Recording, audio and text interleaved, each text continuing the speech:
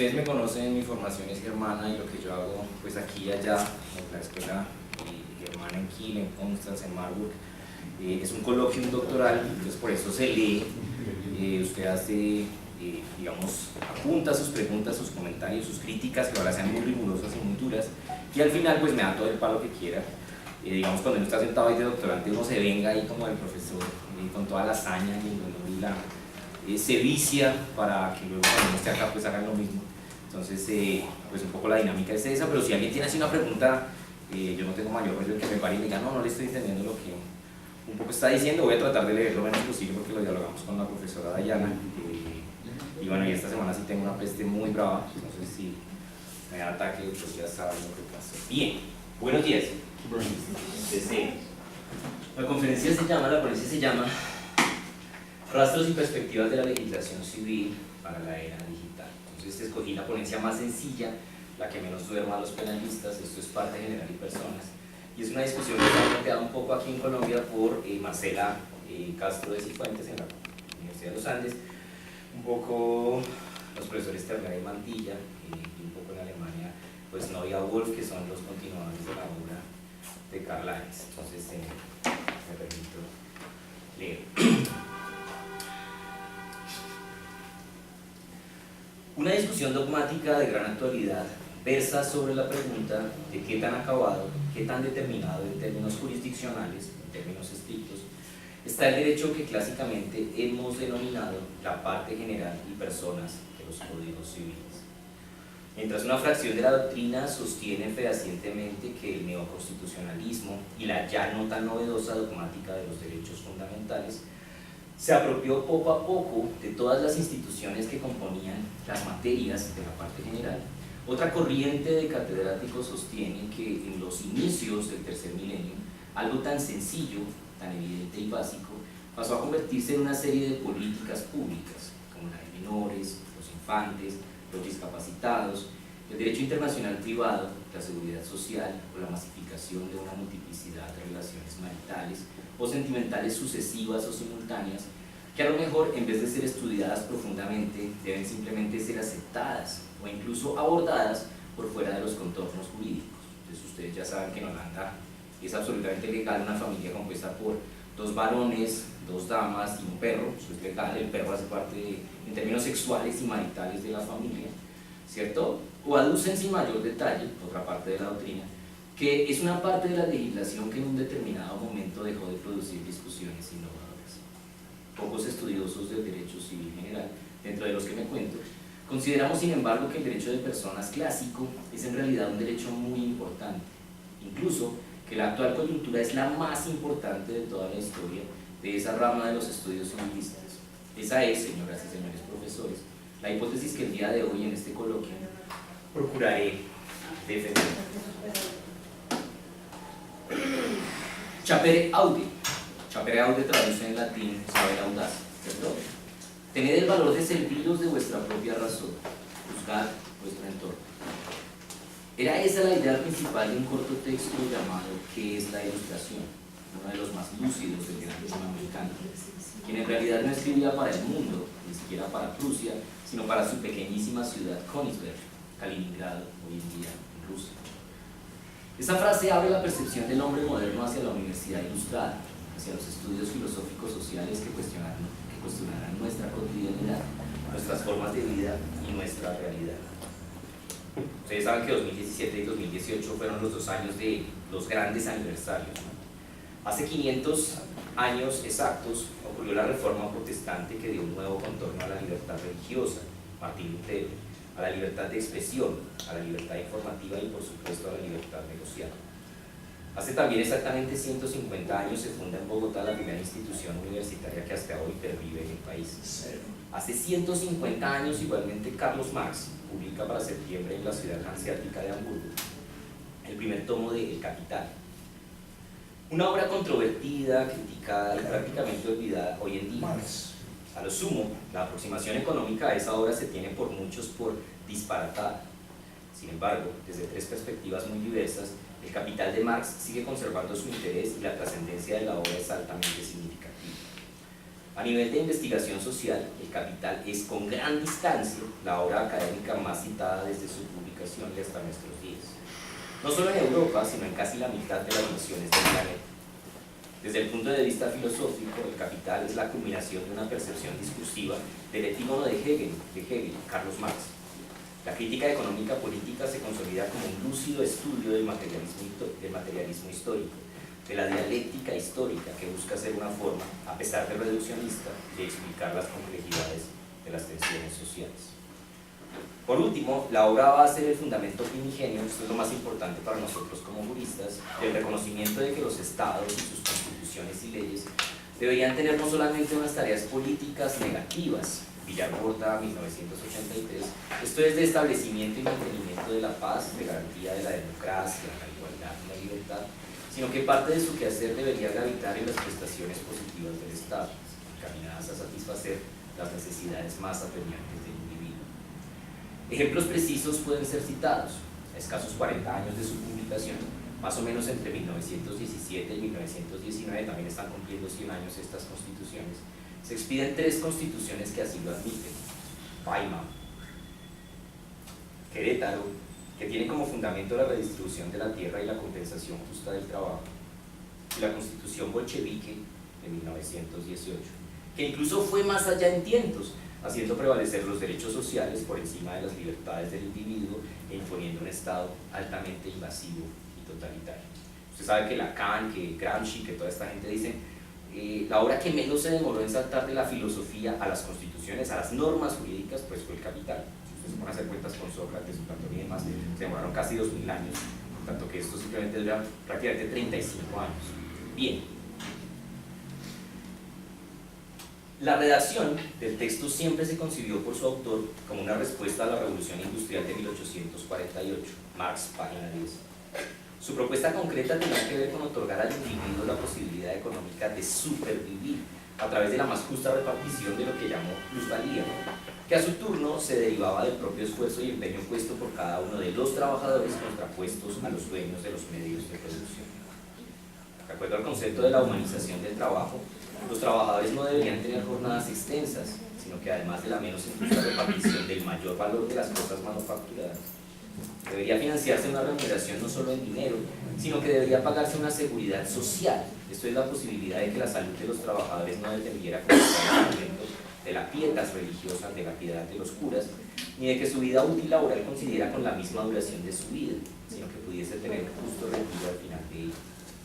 Cuando se leyeron estos objetivos claros o soterrados del Capital, a muchos les parecieron ciertamente infames, odiosos, incluso peligrosos y revolucionarios en la Inglaterra victoriana.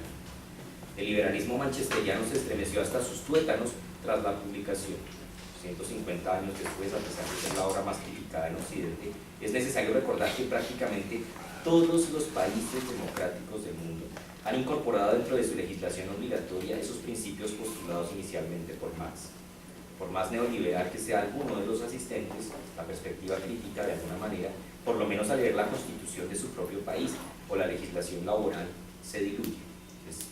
La discusión de si Marx sí cambió al mundo que inicia Jacques Attali en Francia, ¿no? Y evidentemente lo cambió. Colombia es hoy por hoy, nos costó casi 100 años, pero desde el 91 es un Estado social y democrático de derecho. Sin embargo, la complejidad laboral luego de la expedición del Capital nunca había sido un tema tan actual como hoy, y tras nuestras investigaciones yo me atrevo a predecir que lo seguirá siendo progresivamente. Las estadísticas más oficialistas mencionan que solo media o una de cada 7 personas trabaja en el planeta. Banco Mundial 2016. ¿Cuánta gente en promedio trabaja y ha trabajado? Parece ser una pregunta retórica y alegórica que pocas veces nos hemos hecho dentro del paradigma del neoliberalismo tardío. Hacer depender del trabajo la estabilidad de la sociedad nunca fue en realidad una buena idea. ¿A qué se debió el cambio de la retórica del trabajo en los años 70 del siglo pasado? ¿Por qué se pasó de hablar de la teoría marxista del trabajo a la noción de empleo, y más aún de pleno empleo? La filósofa Dominique Méda, 2007, página 24, en varias de sus obras da cuenta de la paradoja de que las sociedades postindustriales pretendan seguir creando más empleos rentables, cuando cada vez se producen muchos más bienes con mucho menos trabajo y esfuerzo humano. Pero además, si se produjese el logro del pleno empleo, Así todos los seres humanos solo realizáramos funciones intelectivas e intelectuales, que son dos cosas distintas, se pondría en grave peligro un delicado equilibrio ambiental. El teletrabajo, el subempleo, la ocupación parcial, los new jobs, el minimalismo consumista, han modificado significativamente el panorama de la sociedad postmodernista neoliberal. El planeta no soporta ni más trabajo ni más consumo. Desde una perspectiva histórica un tanto más incorrecta políticamente, siempre late en los textos de los grupos de derecho civil y derecho romano, un poco lo que yo hago, una idea que vale recordar aquí, según la cual el derecho, el jus civile, el jus honorarium, el jus gentium, tal y como los conocemos hoy en día, nuestro derecho civil, no nació subordinado a un sistema económico, sino que por el contrario surge bajo la égida de un Estado que le brindaba pleno bienestar a sus ciudadanos. Hablamos del Bajo Imperio Romano. La estipulatio, la negociación, el intercambio, la permuta y la venta nunca estuvieron en realidad subordinadas a un sistema económico. Vale incluso la pena recordar que aquella frase popularizada por Marco Tulio Cicerón y los gobernantes romanos de pan y circo para el pueblo, daba cuenta en realidad de que los ciudadanos romanos, en el Bajo Imperio, patricios o plebeyos, o incluso adoptados o civilizados por conquistas, gozaban, claro está a costa de la esclavitud de muchísimos otros pueblos bárbaros o antilatinos, del privilegio de a más o menos una libra de trigo diario, así llamada lex frumentaria, y a tanta agua como fuese necesaria para cada individuo. Ustedes recuerdan que Roma tenía baños públicos, cocinas públicas, agua caliente, agua fría, y pues usted llegaba ya con su cestica y le daban, el emperador tenía que darle más o menos una libra de trigo diario. La lex urs es la del agua, ¿no? Desde la antigüedad, entonces, la pertenencia a un Estado comportaba la posibilidad de satisfacer las necesidades humanas, un servicio de salubridad básico, también era gratuito en Roma y en todas las ciudades del Imperio Romano, y la adjudicación de vivienda y mercado era parte de las tareas del Estado romano, por lo menos a nivel urbano. Yo no iría tan allá, pero usted sabe que Michel Foucault en alguno de sus estudios dice que si tuviésemos que adjudicar un sistema económico al Imperio Romano sería una especie de comunismo, pero pues eso ya me parece que es un tanto especulativo. Más precisamente eran estas unas labores directas del emperador. La Edad Media, sin embargo, olvidó ese entendimiento de cosas. Solo fue hasta las posguerras de la Europa del siglo XX que la destrucción, la miseria, la imposibilidad de progreso, la desnutrición generalizada, los niños huérfanos, los adultos mutilados, la precariedad de varones que habían muerto en el frente de batalla, se plantearon de nuevo como fundamento de las obligaciones positivas y sociales del Estado, lo cual parece interesante para el caso colombiano, si no se olvida que por primera vez estamos hablando de un posconflicto en un sentido pleno y significativo, pues a pesar de que la Constitución de 1991 se redactó bajo la comprensión de la desmovilización del M-19 como condición necesaria y causa eficiente de la misma carga.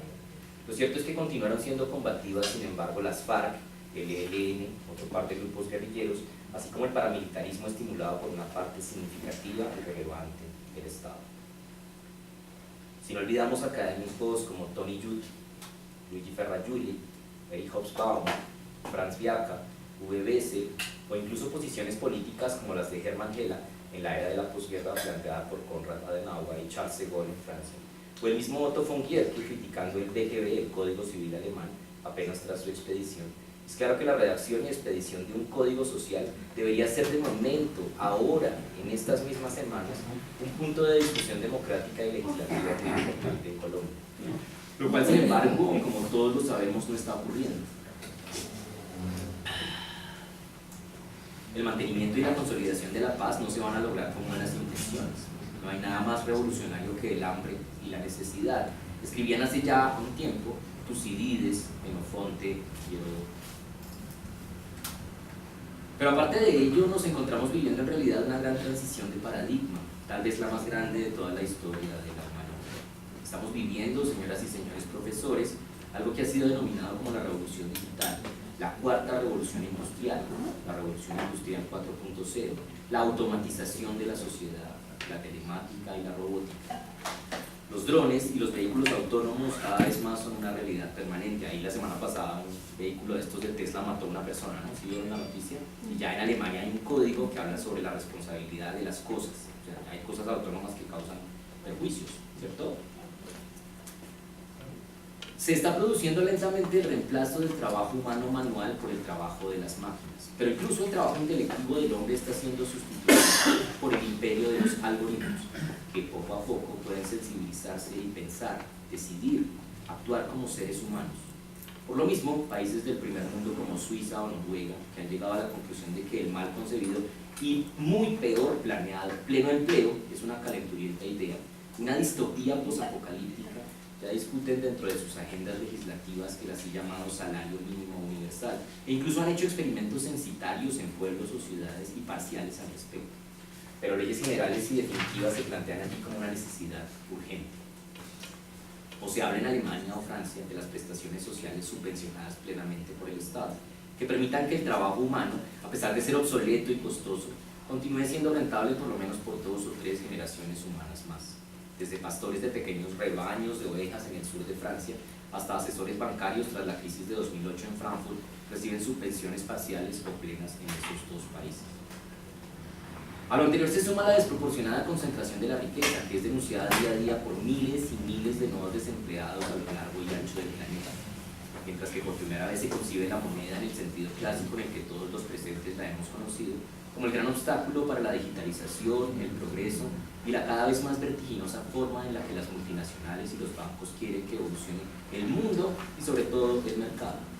Lo que debe aceptarse es que mientras en los países desarrollados se discuten prolijamente estos puntos, en los países periféricos como el nuestro, la mayoría de la población vive aún en el feudalismo, en el absoluto analfabetismo o en situaciones sociales y sanitarias muy precarias, en niveles de pobreza altamente preocupantes. Ahí salió un dato hace 2 semanas, esto fue escrito en diciembre, pero hace 2 semanas se dijo que el analfabetismo en África ya asciende al 34%, ¿no? Que es una cifra escandalosa, me parece a mí. Bien, conceptos como la obsolescencia programada, ciclos de consumo, crédito electrónico ficticio, son nuevas ideas y percepciones sociológicas y jurídicas que preocupan no solo a las empresas y bancos que los imponen, sino a cada ser humano que sea consciente de que el planeta no puede soportar a más de 8.000 millones de seres humanos que se habrán sumado para el año 2050 sobre la faz de la Tierra, generando una brecha social y económica sin precedentes y fuera de todas las dimensiones conocidas. Para entonces, si las tendencias no varían, tendremos ricos con la posibilidad de adquirir de contado y en un único momento el 90% del planeta.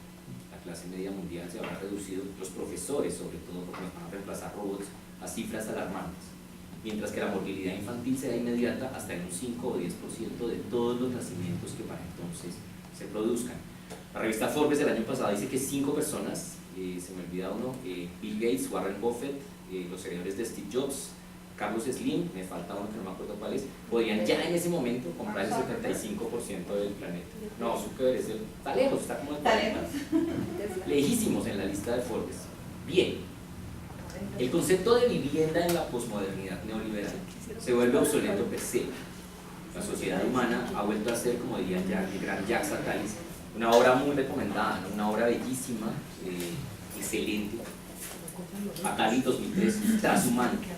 Para el año 2050 más de la 7ª parte de la humanidad, gracias a este estudio en este momento es el 7%, pero en esa progresión de 7 que él como economista, asesor del Estado francés, ha hecho que para el año 2050 va a ser más de la 7ª parte de la humanidad, habrá dado más veces la vuelta al mundo y habrá recorrido más distancias de lo que toda la historia de los homínidos podría sumar hasta la década previa, la de 2040. Y las fuentes de ingreso, los salarios de todos esos individuos estarán directamente ligadas a su capacidad programada, cultural y educativa de viajar, trashumar, adaptarse de una cultura y por supuesto de una lengua a otra. La salud por primera vez se está transformando en la inmortalidad a través de la eugenesia. Como lo menciona el profesor de historia Yuval Noah Harari, página 252. Una élite humana podrá para el año 2050 afirmar por primera vez en la historia su imposibilidad de morir, gracias a la nueva medicina genética. La resiliencia, esto es la capacidad de adaptar la fisiología y las etiologías humanas de edad en edad, posibilitará a los genetistas mantener vivos a todos los seres humanos que por supuesto tengan la respectiva capacidad económica, tanto como se pueda conseguir posible. La educación ya no se materializará en aprender, señoras y señores profesores, queridos profesores. Filósofos y pedagogos como Martha Nussbaum, Peter Oyben, nos hacen percatarnos de que la educación en la era de la telemática digital gravitará en la capacidad de seguir aprendiendo permanentemente, en el multitasking o la posibilidad de hacer varias decenas de tareas altamente complejas que se modificarán en cuanto a su concepción, realización e interiorización en periodos de tiempo cada vez más cortos. Pero además la educación ya no será para producir, sino para hacer más versátil la felicidad humana. En efecto, la máquina que construye máquinas y que se puede autoperfeccionar es ya ahora una realidad, como nos lo evidencian las impresoras 3D, y esa máquina liberará en menos de 2 o 3 décadas por primera vez las manos del hombre, de las tareas manuales e incluso intelectuales, para que solo se dediquen a la búsqueda plena de la felicidad. Pero además la educación hace lentamente el tránsito hacia una dimensión digital. Nuestros niños ya no quieren leer ni siquiera ver, sino interpretar.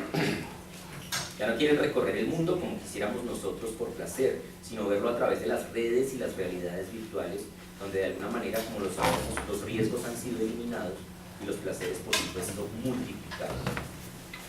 El Homo videns moderno, propuesto como antípoda del clásico intelectual por el riguroso Giovanni Sartori, ha pasado a la historia. Cada uno de nosotros pasa cada día más cantidad de tiempo en el entorno digital, ¿o no? Si hace escasos 5 años se respondían correos en las 2 horas iniciales de la jornada de trabajo, la noción, ojo, la noción digital de 7 días por 24 horas actual implica una modificación también de la noción de trabajo que se subordina a la permanente presencia de todos los individuos en la dimensión digital eterna o plena, como la llaman los gurús Zuckerberg o Bill Gates. Comprar, pagar, reconocer, comprender, aprender, socializar, querer, enamorarse, odiar, supervivir, son conceptos que ahora aparecen mediados por un nuevo apéndice de ese Homo sapiens sapiens sapiens tecnológicos que empezamos a hacer todos, un dispositivo digital imprescindible. Levanten la mano los profesores que no tienen celular. En la Universidad Nacional, como sabemos, solamente hay un profesor que se llama Ernesto Pinilla Campos que no tiene celular y le tocó retirarse porque no podía llevar las agendas. El semestre pasado se retiró y la razón fue: yo no voy a comprar celular, no tengo celular, no lo voy a tener, y estoy quedándole mal a la universidad, y se retiró de la universidad. Entonces, eso es muy diciente, ¿no? Yo creo que uno de los mejores profesores, profesora Tania, que hemos tenido en toda la carrera, que es profesor de procesal laboral, pero yo aprendí constitucional con el profesor Ernesto Pinilla Campos hace más de 20 años, 30 años.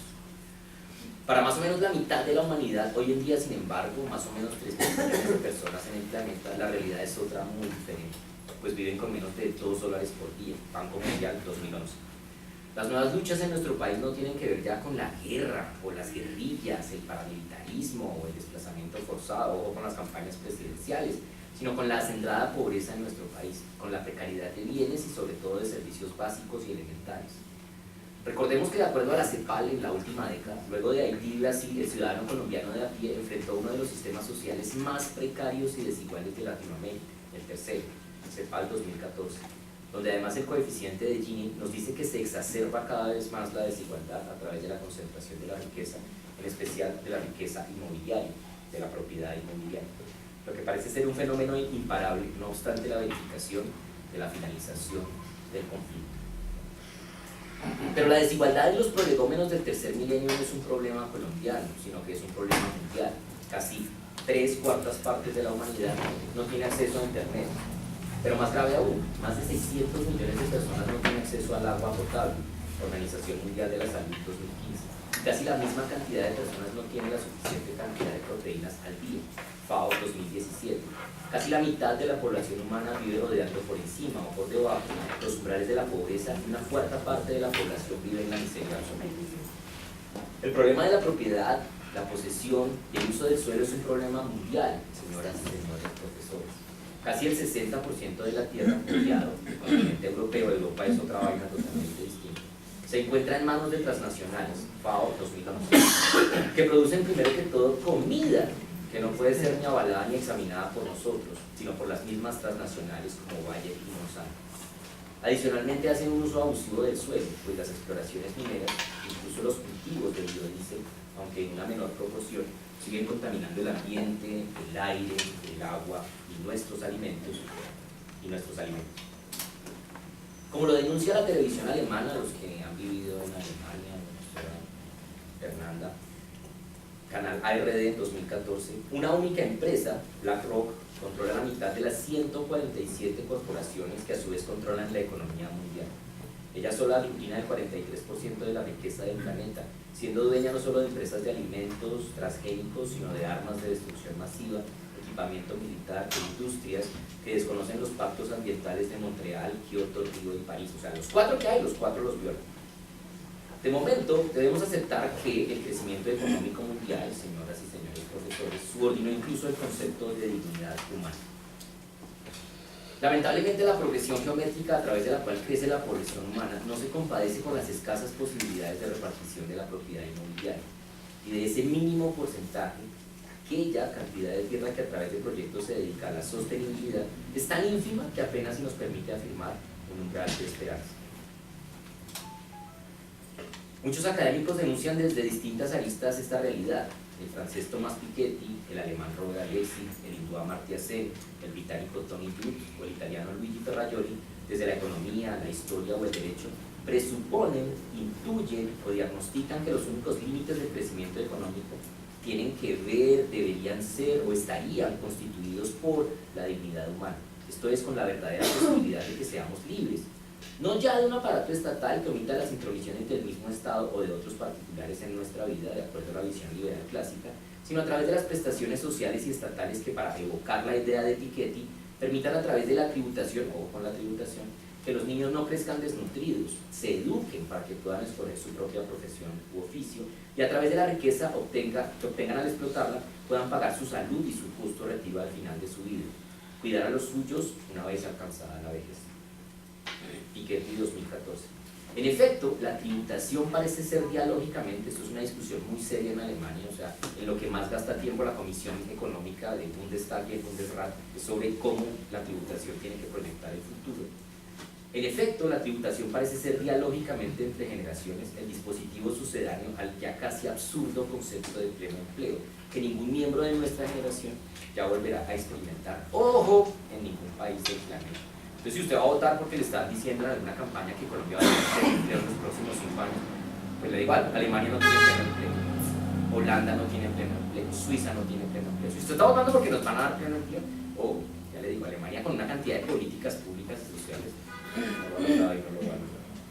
Sin embargo, frente a estas concepciones académicas y filosóficas que de alguna manera constituyen la eterna utopía intelectual, o sea, a esto nos hemos dedicado los profesores desde el siglo XVI, ahora la del siglo XXI, pero que han sido planteadas desde Proudhon, Tomás Moro, Henry de Saint-Simon, el embate de la realidad nos muestra que la única posibilidad que tiene la economía para seguir creciendo al ritmo deseado es la eliminación de un único gasto enorme a través de las bondades que ofrece la digitalización y la robotización de la sociedad.